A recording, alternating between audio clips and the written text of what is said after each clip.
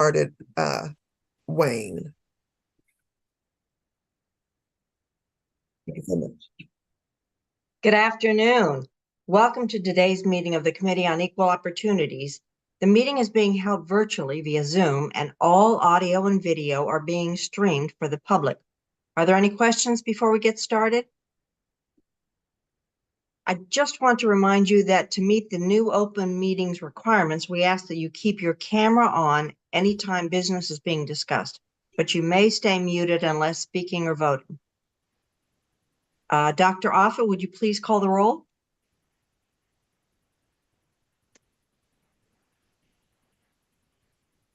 C.B. Akins, Whitney Allen, Rochelle Brown, Present. David Carpenter, Present. Robert Croft, Present. Kelly Ellis, Present. Faith Kemper, Present, and I can't get my camera to come on, but I'm here. thank you. Letitia Robertson, Present. Elaine Walker. Present. Madam Chair, you have a quorum present. Thank you very much. You all have received a copy of the January meeting agenda. It was provided in your meeting materials. Is there a motion to approve the agenda as it was presented? So moved. Dr. Ellis moves. Is there a second? Second. Second, Mr. Croft. We have a motion and a second. All in favor, say aye. Aye. Aye. Opposed, Aye.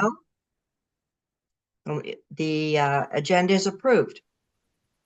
We now have approval of the minutes from the October meeting. These were provided also in your meeting materials. Do I have a motion to approve the minutes as presented?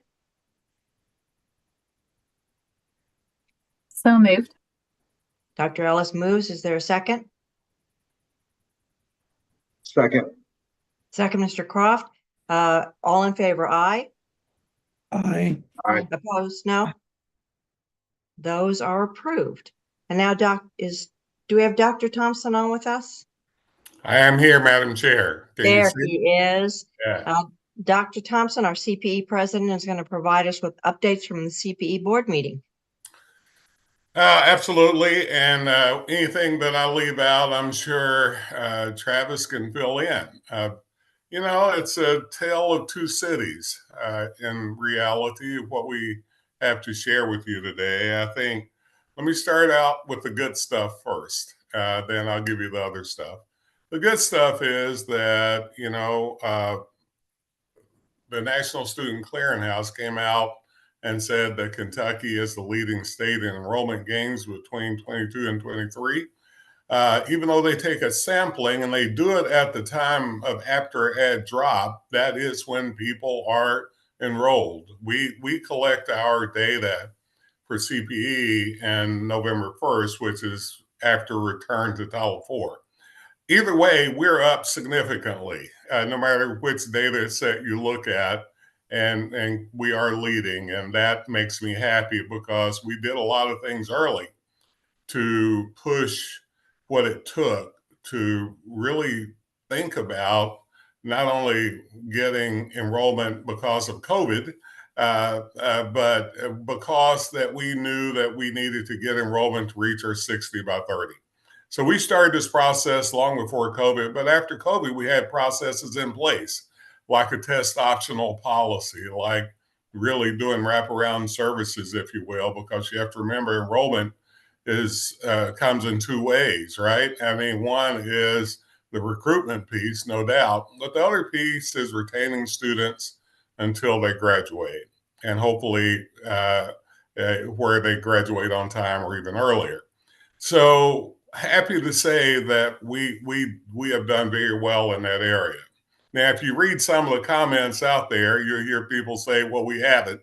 I'm not sure where they're getting their data from, but we have.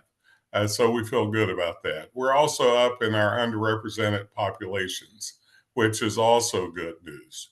We're number 2 in the country in completions. You knew that already, and I'm proud of that. We're still closing gaps with their retention, graduation rates, and attainment rates. We're now at 55% attainment toward the 60% we want by 2030. And all of these pieces are truly important because it can't happen if we leave people behind. This committee is all about not leaving anybody behind. It's not about getting anyone exceptional stuff against other people. It's about really focusing on how we can achieve a high goal, our high North Star, which is our 60 by 30, and making sure everybody can be a part of it. And I'm proud of us having this committee for that. I'm proud of the way that we treat the ways our campuses are working to move toward that. Some of the bad news are this is under a lot of questioning with some of the bills that are out there for anti-DEI. I'm kind of sad about those bills because they worry me that they're going to slow down our progress. I understand also that people think that what we do in DEI is bad, which I can promise you in Kentucky, that's not the case. I can also tell you that it's important to understand that higher education is truly about higher learning. And you can't learn from people just like you. You have to learn from people different than you if you want deep learning. We've known this forever. And so the conversations that we're needing to have is as much of educating about what we do in Kentucky in this area as anything else.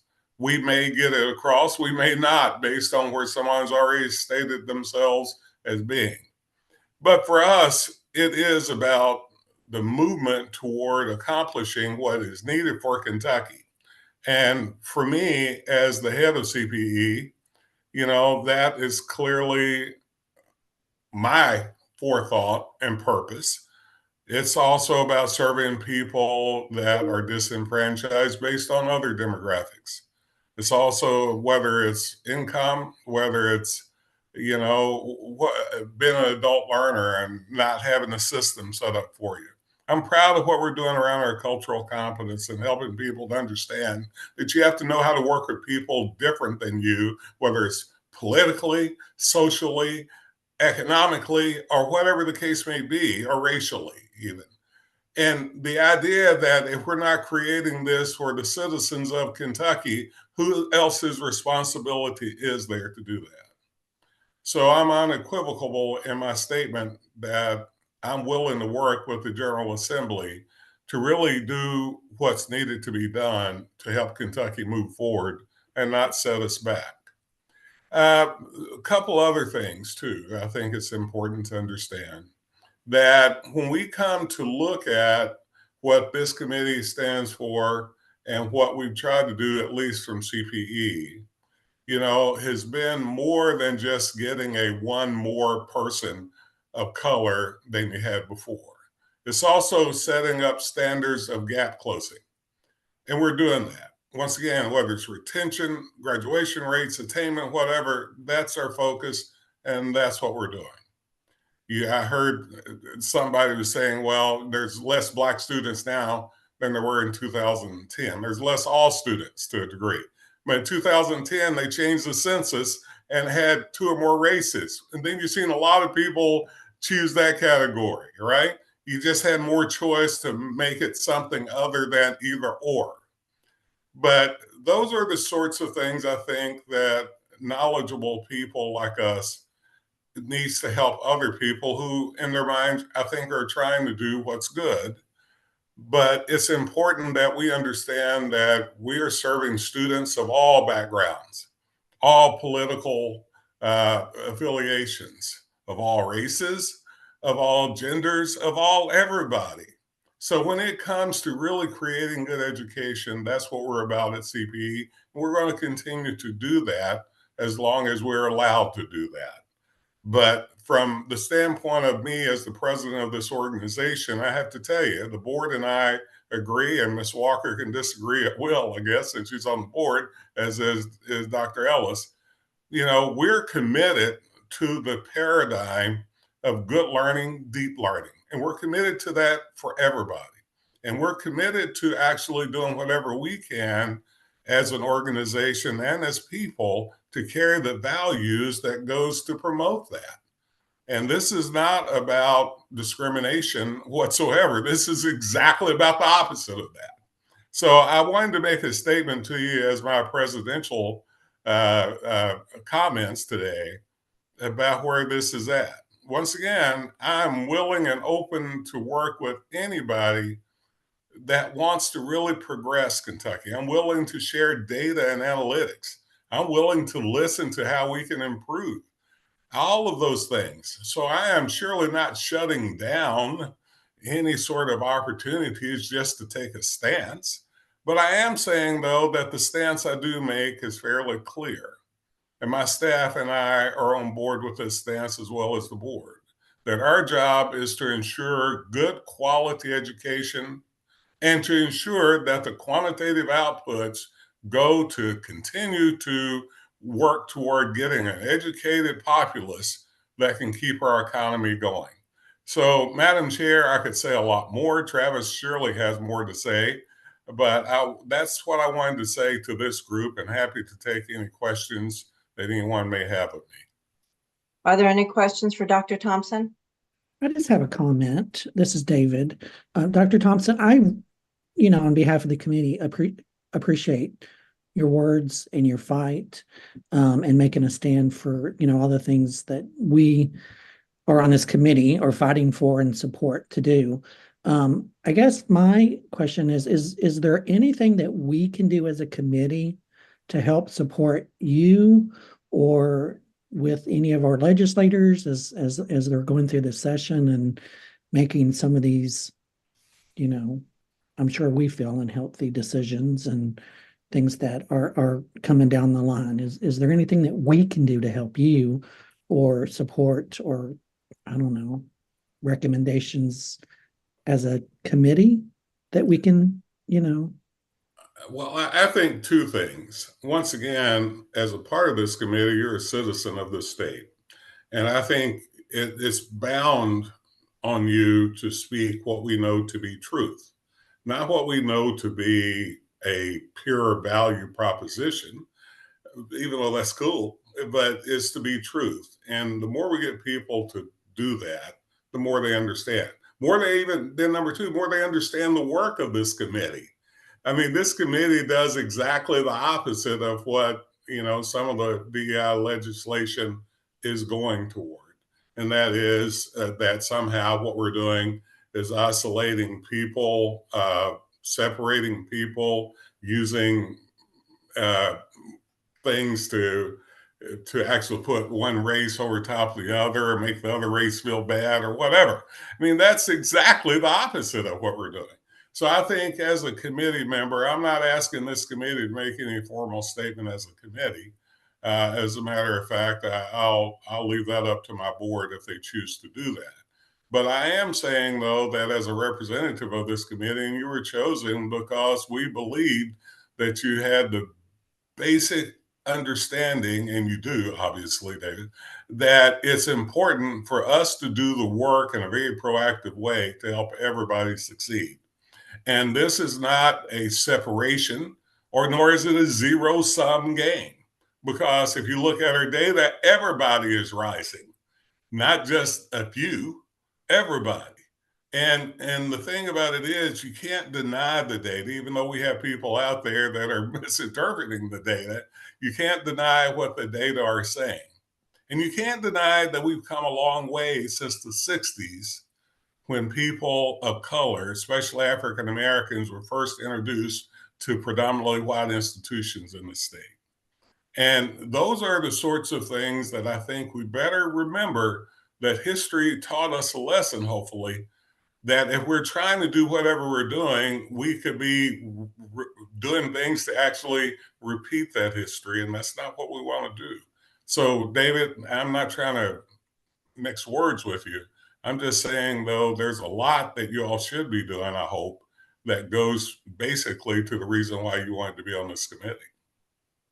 Is it possible for staff to provide us with some relevant talking points that we can use to contact our local legislators? Some of the background in particular, the fact that the numbers are not going down for everybody else just because we are raising up the URM and the low income, but everyone is rising up. Sure. I think Travis is the person who's our contact personnel legislatively. That would fall in his bailiwick to work with our data shop to do that. The other thing I will say, Madam Chair, and I'll shut up and let you go on with your meeting. The other thing I would say is that, yes, we've got issues of enrollment. We got enrollment issues. We got 47.8% of our students going to college in the state and another 5 percentage points going to out of state. That's not enough of our citizens in the pipeline. That's number one. Number two, the policies CPE are promulgating are policies going to work to do that. It is not, I mean, we are not out there with each institution recruiting. But I can tell you the institutions are. Not all of our institutions are down this year. As a matter of fact, most of them are up. Some are having freshman classes of 22% up. Some are setting record enrollments, right? So the idea that if you do a snapshot of the output alone, we are doing well. But if you are not taking in consideration the policies and processes we're putting in place to help every single student, that in fact, so many people are missing. So I hope some of the talking points would actually go in that way, Travis. Oh, they certainly will. And excuse me, we're happy to share anything that we pull together with the group. I think it's just helpful information to have just in general. And some of you have already seen it. I mean, we present to you on this stuff all the time, but we'll get it to you where you can have it handy to take a look at. But one of the things I think, and you all have the really valuable experience where a lot of others don't, of actually being on these review teams when you guys are looking at these diversity plans and looking at the strategies that are implemented, and firsthand that they are not exclusive, but they're inclusive, right? I mean, these have been couched in terms of being, DEI initiatives are these, ideological, processes that try to move people in some direction or others. But we know that could be nothing farther from the case based on the actual information that you all are reviewing. I mean, we're talking about things from things that engage students to help them get ready to start the semester as freshmen. We're talking about food banks at our institutions to help help students that are food insecure. Those are the types of things that we're capturing in our diversity plans. There's no DEI training, as they talk about in the statute, that talks about one race being, inherently racist over another and that sort of thing. And it just couldn't be any farther from the truth. But you all have firsthand knowledge of that, and I think that's super duper valuable. In addition to the data that we have to show the value of the work. Are there any other questions for Dr. Thompson? Thank you so much for your presentation. Yes, sir. Thank you all for your work. Thank you. And now we'll hear a little bit more from Travis Powell, who is the CPE Vice President and General Counsel.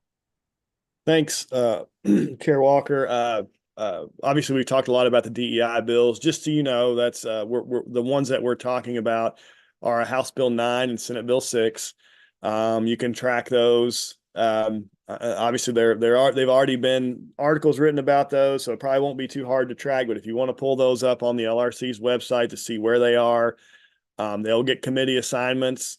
And just like any other bill that I'll talk about or any other that you'll see, bills may or may not get heard in committee. I suspect that these will. Sometimes they get heard in committee, as Dr. Thompson knows, and then votes aren't even taken.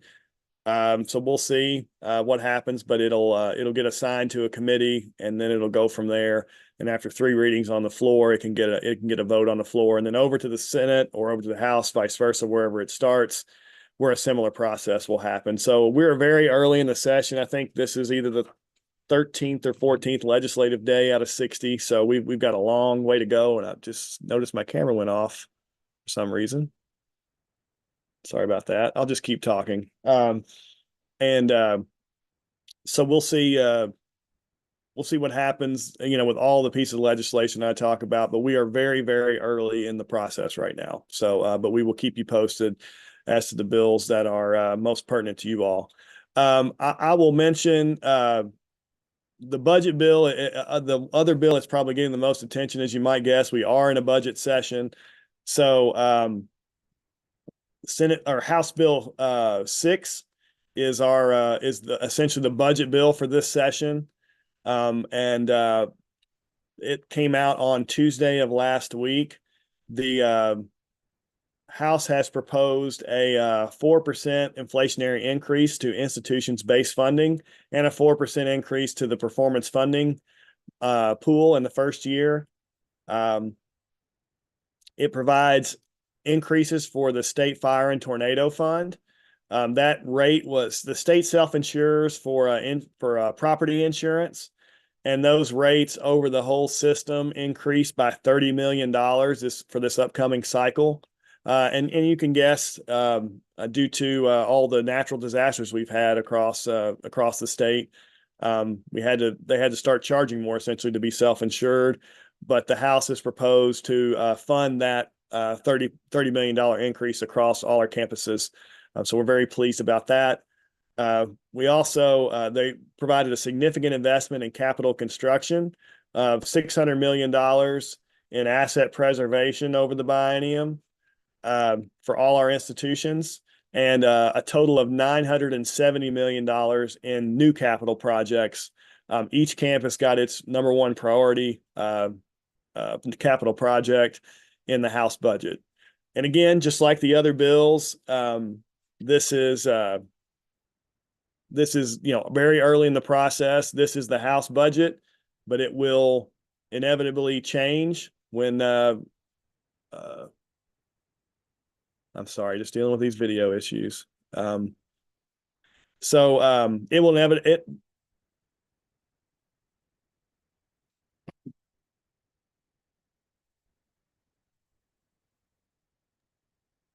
Travis, I think we lost you. I think Can we you hear lost me your now? audio.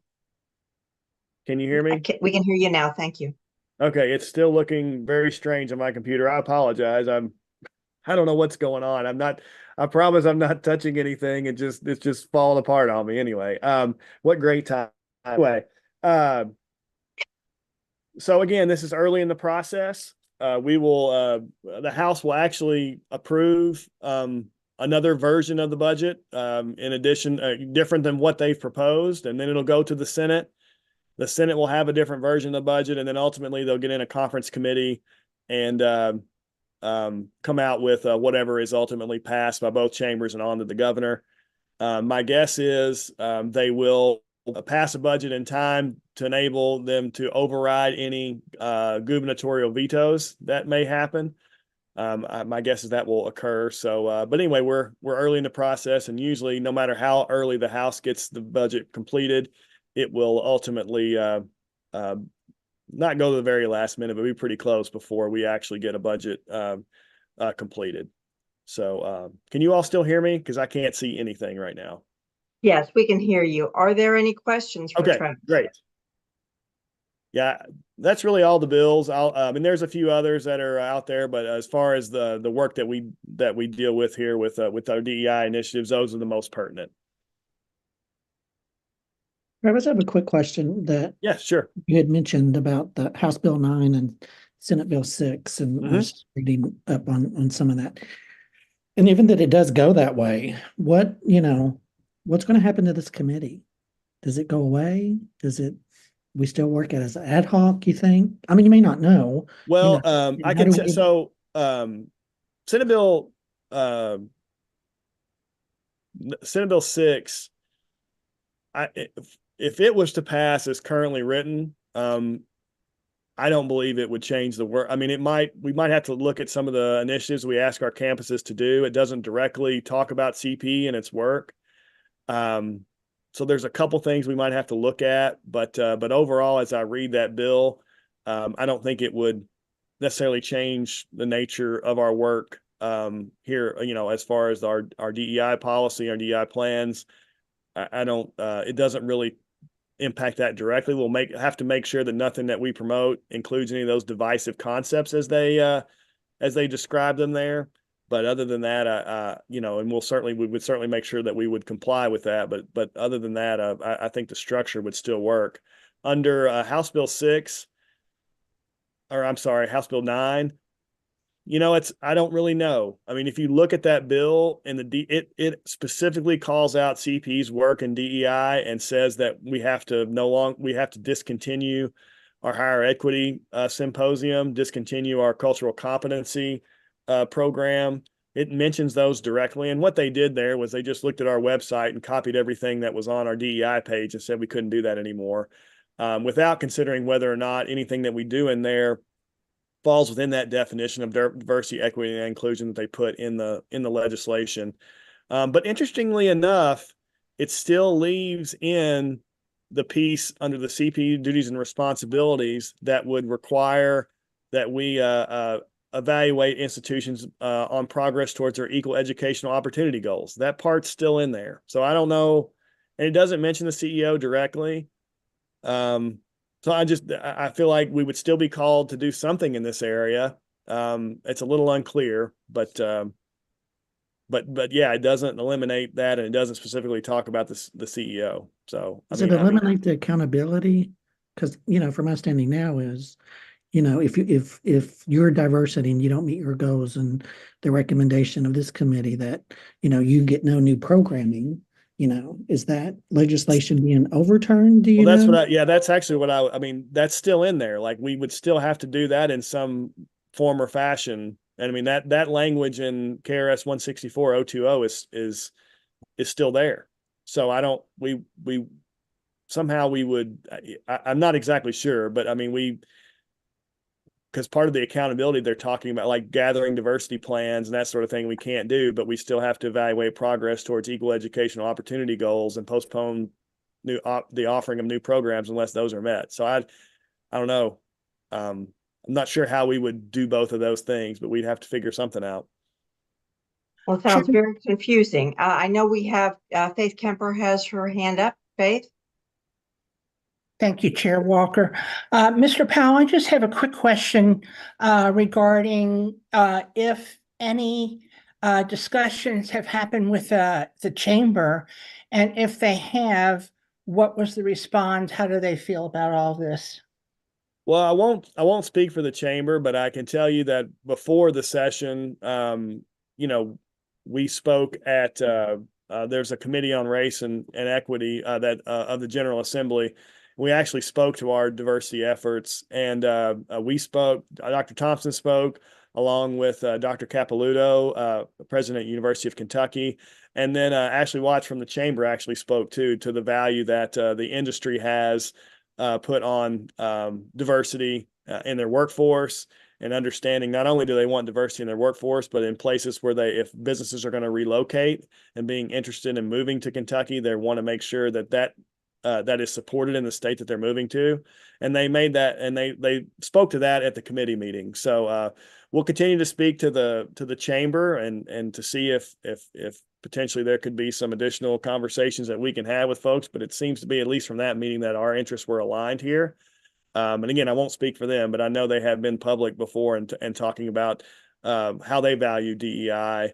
They have a DEI committee, for example, that's been very active and including members from industry of all over the state, from some of our largest private employers.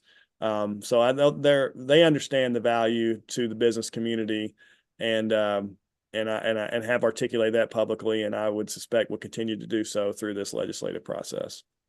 I do have one more question. It's kind of a request for guidance. Okay. Earlier it was mentioned about putting together like bullet points, excuse me, that we can use to approach individually our own legislatures in our communities. If you were to provide that and I was to compose a letter to send to my representative and my senator, do I identify myself as a member of the DEI committee on the CP? I would not. I mean, I think you can. I think there's a line. You know, as far as putting it out there under the under your byline as being the member, but I mean, I think you can talk about your Oops. Travis, I think we have now completely lost you. Yeah, he's gone.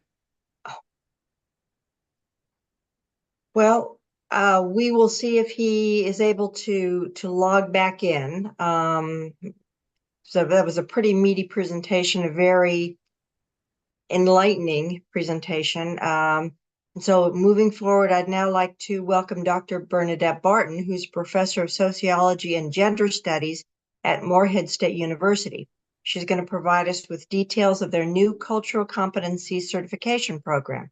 Dr. Barton, welcome. Thank you very much, Chair Walker, and everyone here. This is certainly a disturbing time and a hostile climate for those of us who are engaged in DEI work. And basically everything I do is DEI. I'm a professor of sociology and social justice, and I'm the director of gender studies at Morehead State University. So I've been watching all this closely, and I really appreciate all the work that you all are doing. Well, in terms of the cultural competency certificate at Morehead State, we're really excited to have this now approved. The timeline is in 2022, Associate Provost Lori Couch asked myself and Dr. Connie Hardesty to spearhead the creation of the cultural competency certificate. So we created it, and it entails taking 18 hours of credits for undergraduates. So that those courses are Introduction to Sociology, International Culture and Diversity, Introduction to Gender Studies, and Race and Ethnicity. And then 2 other electives that can be taken from a variety of disciplines, including history, gender studies, criminology, nursing, political science, library science, and education. And the bigger picture goal is to get electives from every discipline at the university so that students all over Morehead State University can participate in the cultural competency certificate. So there was some confusion in the beginning about whether it had been approved by the CPE. It has gone through all the institutional channels at Morehead State, and it was just approved by the CPE last week. Thank you, Don, for all your help with that. So the goal of the cultural competency is it just aligns perfectly with what you all proposed, what the CPE proposed to introduce, reinforce, and foster mastery of basic elements of cultural competency, including knowledge, self-awareness, application of diversity, etc. The program can be taken fully online or fully face-to-face or a mix of both. So we really wanted to serve as many students as possible and meet them where they are with their educational needs, whether they're non-traditional students who can only take online courses, or whether they're students who are there on campus who don't do well in online courses and just prefer face-to-face. We currently have between 15 and 20 students signed up for the certificate, and already 3 folks have graduated with it. We're very proud that Morehead State University is one of the first public schools in Kentucky to develop a certificate in cultural competency that students can obtain, list on their resumes, and use it to enhance their lives, as well, of course, their experience in the workforce. And I'm happy to answer any questions you might have. One question that I've got, what is the feedback you're getting from your students who have achieved a cultural competency certificate? So far, the feedback has been entirely positive. Folks are happy to get it. Folks are happy to sign up for it. They can double dip with classes in their major and minor. So some students, it's only a couple of extra classes for them to get it. So the feedback has been entirely positive. We just hit one little tiny bureaucratic snafu, which is that there was a student who actually wanted a certificate, like a hard copy of a certificate. So we have to figure out that little piece. But so far, it's been extremely positive. And students are excited to take it. Excellent. Are there other questions for Dr. Barton? I have one quick question and I'll stop talking. Is this fall under all the different colleges, or is it under a certain college? Can any student do this under any major? Any student in any major can take it. I think it's housed in sociology and social justice because it was sort of the natural fit and we're the ones that developed it. But it is a university-wide certificate program that's listed on the website in that way, and anyone can take it. And we'd like to have majors all across the institution. So it's not under the College of Humanities, for example. It's a university-wide certificate. Are there any other questions? This is Dr. Robertson. I have one question. Thank you, Miss Bernadette, for the presentation. So I wanted to know, are there any types of activities that the students do to gain like real world experience utilizing the cultural competency skills that they gain in these classes? That's a good question, Dr. Robertson. Right now, we just have them completing the requirements for each of the classes that they take, each of the courses. And I know I teach Introduction to Gender Studies, and one of the assignments is a resource assignment where they explore the resources that they develop that help them in the real world. But we don't have a service learning or internship component at this point with the certificate. So it's just the course requirements so far. But that's something certainly to consider. Thank you. Yes, and a high impact practice. So you might want Yes. to rate that. Thank you very much, Dr. Barton, and thank you for your work on that program. It's sounds wonderfully innovative and hopefully will continue to flourish. I hope so. Now, like to ask Gaines Brown, who's CPE Associate for Access, Engagement, and Belongings. He's going to provide us with a high-level overview and timeline of the annual diversity strategy reporting process. Gaines?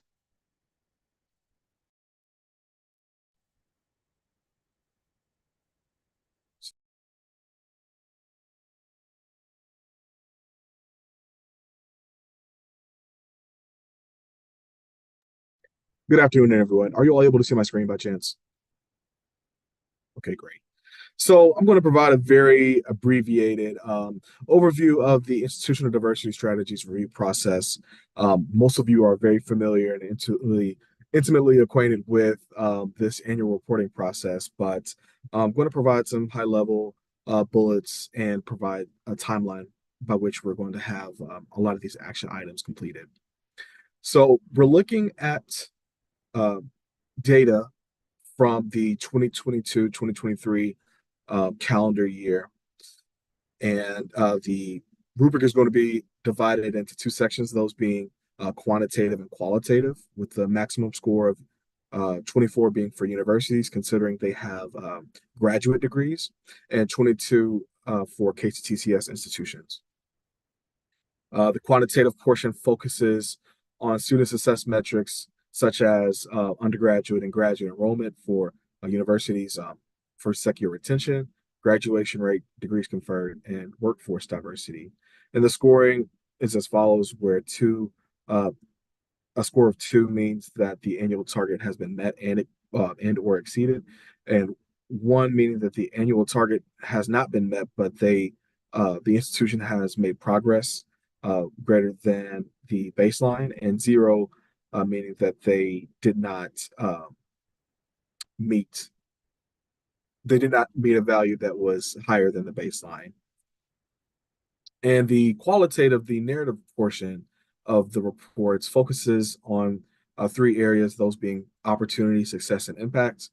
More specifically, looking at the criteria of implementation of strategies with fidelity, analysis of strategy effectiveness, and lessons learned and next steps, with the scoring metrics being 2 as the highest score of meeting or exceeding expectations, 1 making progress towards meeting expectations, or 0 does not meet expectations. And this is the timeline that we are looking at for this iteration of the annual diversity strategy reporting process. And in this month, in January, we are verifying the strategies in the reporting tool. Each of the institutions have login credentials to access the tool, and we are in the process of uploading that into the tool currently. In February, we will be having the calibration meeting where we train and have a refresh on how exactly to review the reports. On March 8th, the diversity plan reports are due, and March 11, we're going to share that with the review teams. On April 15th, we're going to receive those reports from the review teams, and on April 22nd, those scores will be reported to you all And in June, that will those scores also be reported to the CPE board. And on July 1st, we're going to give instructions on the improvement plans to institutions that did not meet the minimum required score. And this is our information if you need more. This is our social information if you need any more materials or information regarding that. Let me know if you have any questions. But that is all that I have. Are there questions for Gaines? This Dr. is Robertson? Robertson. Yes, ma'am. So I have a question. So I know in the past couple years, like Robert and myself, we served on the same committee reviewing the same institutions that we have reviewed since the inception of this committee. So I just wanted to ask, will that be the case with them going into a new planning phase this year? Yes, ma'am. Thank you for that question. It is our intent to keep the same review teams that have reviewed specific institutions over time. So because we understand that you all have been intimately acquainted with the work that these institutions do and are able to appropriately assess their progress towards their goals. So it is our intention to keep the review teams the same. Are there any other questions? Well, everyone who's been through this understands the enormity of the task. Of course, I think staff does the heavy lifting, but there's still a tremendous amount of materials to review. And so we appreciate everyone who's stepping forward to help in this regard. Thank you very much, Gaines. Dr. Dawn Offit, the Executive Director for Initiatives for Access, Engagement, and Belonging, will provide us with an update on their new unit name. Good afternoon, everyone. So you've heard a lot of discussion about diversity, equity, and inclusion, and where we are in terms of the thought processes behind that phraseology. And so as we wanted to take a look at the work that we've done, and you've heard examples of it being mentioned, the cultural competency certification, of course, the evaluation reporting process. At the end of the year, we thought it a good time to really reflect and evaluate the work that we do to see if our name, which was the unit for diversity, equity, and inclusion, really comprise what it is that we did.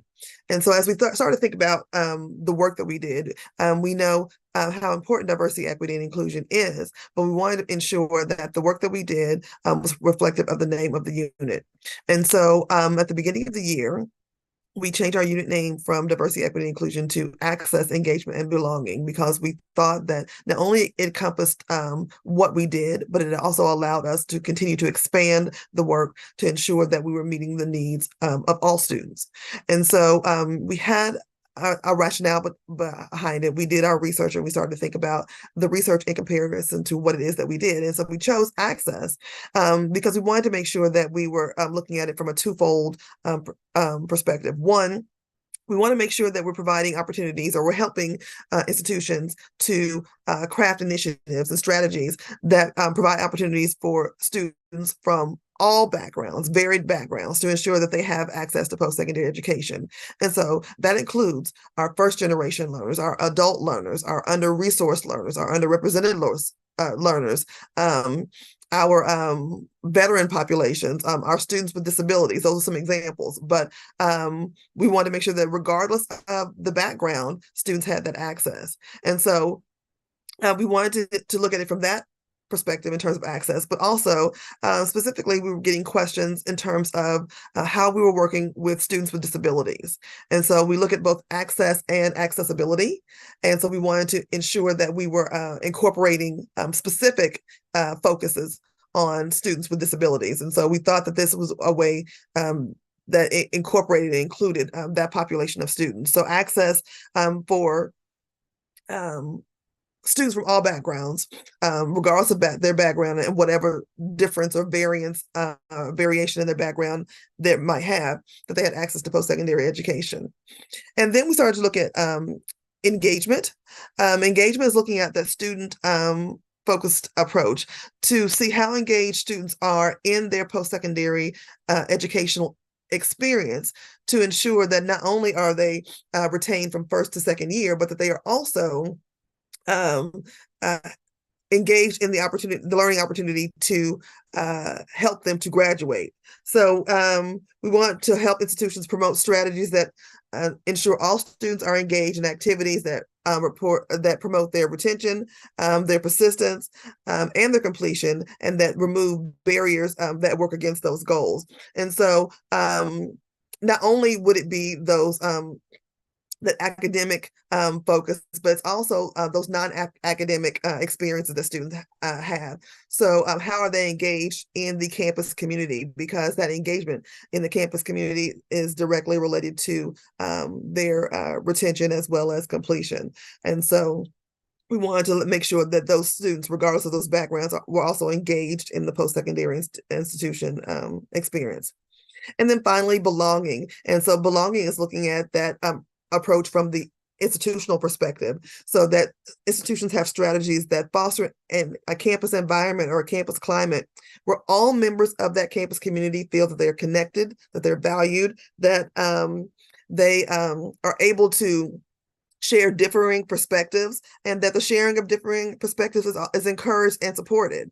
And so as we started to look at the broad work that we do, we felt that access, engagement, and belonging best fit the work that we're currently doing, and work that we want to do as well, and that we want to improve upon. And so from here on out, you'll hear us say access, engagement, and belonging. And this is the rationale as to why. And so we wanted to make sure that we share that with you all, so that you would understand the rationale moving forward.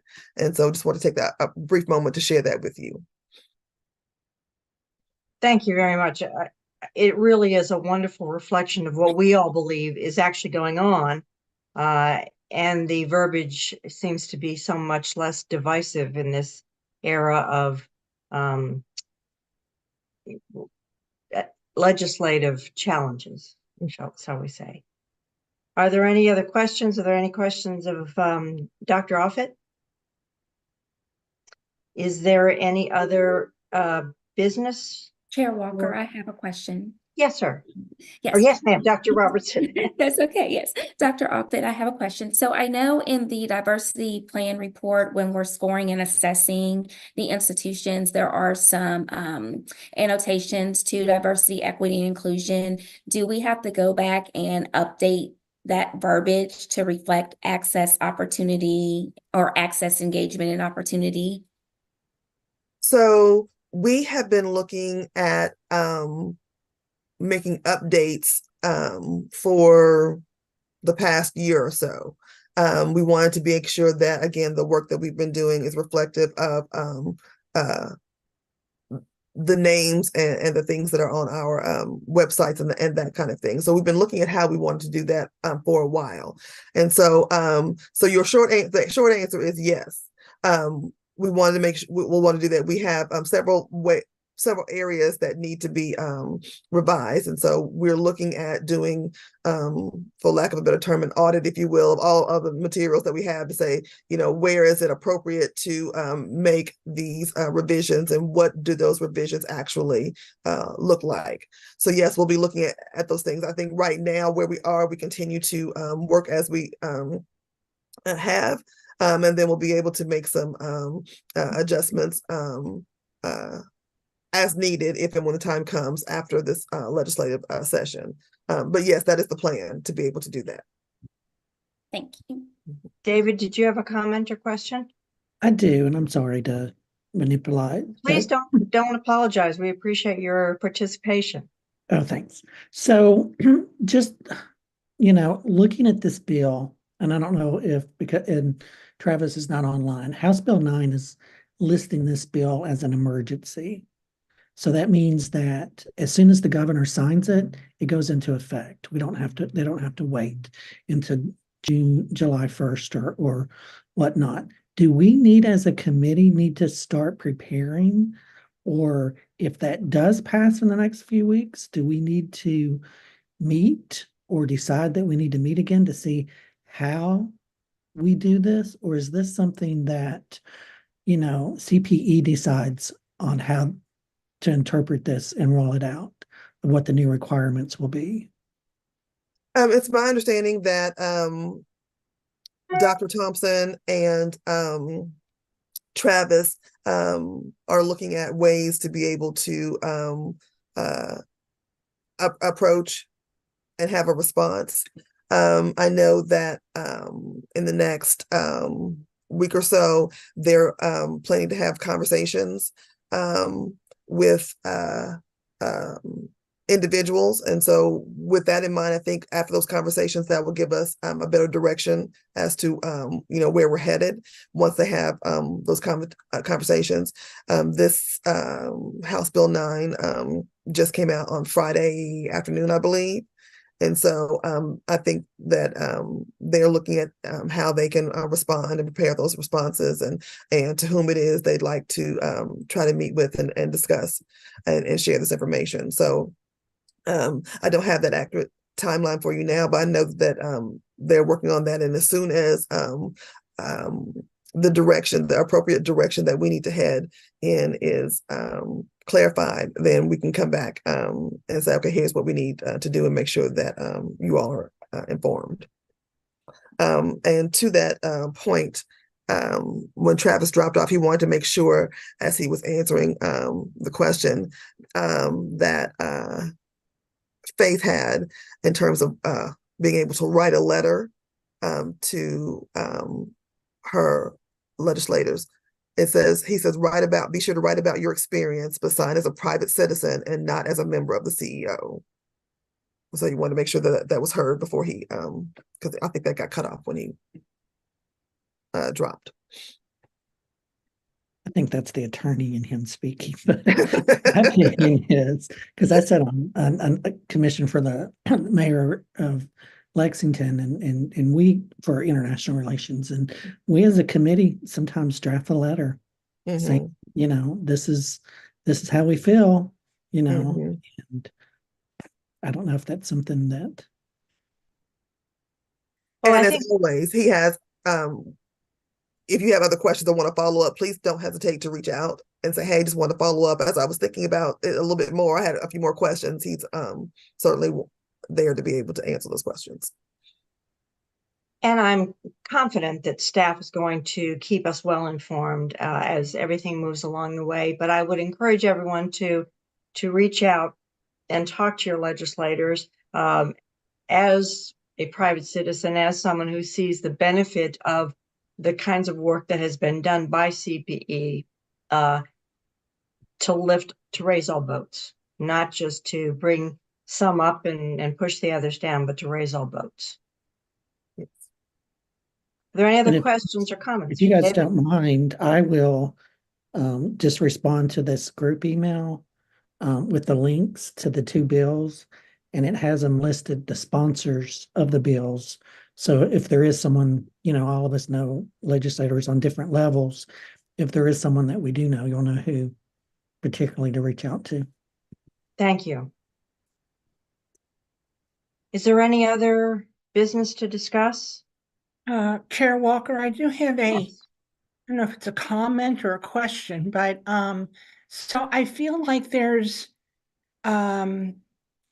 people are saying different things in terms of when we reach out to our legislatures, whether as a private citizen, obviously. And my experience in working at Procter & Gamble, I can certainly quote a lot of things that were benefits of having a diverse workforce, right? So we speak as a private citizen, and Travis is saying, don't identify ourselves. If I understood what he said, we should not identify ourselves as members of CPE's DEI. I think Faith, I think his concern is that we represent ourselves as representing the CEO, as opposed to talking about experiences that we have had on this committee. I would imagine, and we will verify with Travis and ask him to get back to us, but I imagine that as participants in the process, we have every right to communicate with our legislators. However, we don't want to say this is the CEO's position. This is my personal position, and it's based on experience with the CEO as well as other personal experiences. I mean, and one of the reasons why we moved to Bowling Green is the first thing I had to check, because we were moving from Los Angeles, is diversity. Because quite frankly, I didn't want my kids going to school with all white kids. So, you know, once I found out that we had 32 languages spoken in the community, we had diverse populations, then we moved. So that's a personal perspective. But as a member of this committee, I've seen the incredible work that's been done. So I can talk to those. I just can't say as chairman of the committee. Sure. And we'll ask Travis to clarify that for us. That'd be great. Thank you. Are there any other questions or comments? Travis just, I think, logged back on. Travis. So Travis, we've had a question about exactly how to present it, and I'd like your response. One of the things I said is that we are free to contact legislators as individuals, and we can talk about our experiences on the CEO committee. We cannot identify it as a CEO position or directive, correct? That is correct. You've said it perfectly. And the reason that is the board, your group and any board speaks collectively, right? You don't speak individually for the board. What you don't want is, if you sign as a board member, to be construed as the message for the entire group. Now, I have no doubt in this instance that anything any of you all would say would be, you know, accepted by the group, but that's not the point. Just in general, that's always the policy, no matter what the issue is. If at some point collectively this group wants to say something, we can talk about that at some point in the future, and that may very well be an option. But if you're reaching out to individual legislators, I think it would be no issue in talking about your personal experience as a member, but just making sure that you sign it as in your private capacity. Chair Walker, if I may, would just like to clarify, I wasn't suggesting that I or any one of us would be speaking for CPE or CEO collectively, not at all. I was speaking individually. What is suggested I can say, and guidance for how I reference any data that is available to us from CEO and CPE. If that makes any sense. Yeah, well, Travis, I think the material is public record that we have, correct? I mean, it's available as public record. We'll pull some stuff together. We're in the. I mean, I just got off the phone with Dr. Thompson about this, data, and that. I mean, just now, right before Dawn texted me, asked me to come back on. We'll share with you, what we gather, just so you'll have it. I mean, whether you use it for any reason or not, I think it's good information to know as we go through this, and we'll share it. But as far as anything else that you can find on our website or anything that you've, probably, I mean, if you have any questions, you can ask me, from a legal perspective. I don't think anything you would have that certainly anything that we've voted on and taken action on is public record. So I can't imagine anything that you would want to talk about that wasn't, but if you have a question, you can certainly reach out to me and we can talk about it. But yeah, most everything you have will be public record. All their reports, all that information, anything they've submitted to us and that we've evaluated, that's all public information. There shouldn't be any student information in that. We can certainly scan it if you ever want to share any of that, just to make sure that they were careful not to include any personally identifiable information in it. But yeah, it should be fine to share. Faith, does that answer your questions, concerns a little bit better? A little bit. I'm still a little bit unclear on some things, but maybe that's a conversation you and I can have offline. Okay. Thank you. Thank you. this was an excellent meeting. Thank you to everyone who has participated. I would like to entertain, if there's no other business, a motion to adjourn. So moved. Robert, motions, is there a second? Second. Second is Dr. Robertson. All in favor, aye. Bye. Opposed, no. And we have a next meeting scheduled for April 22nd, but in the meantime, you will be hearing from staff about the calibrations and the work that we do on our assessments. Thank you very much.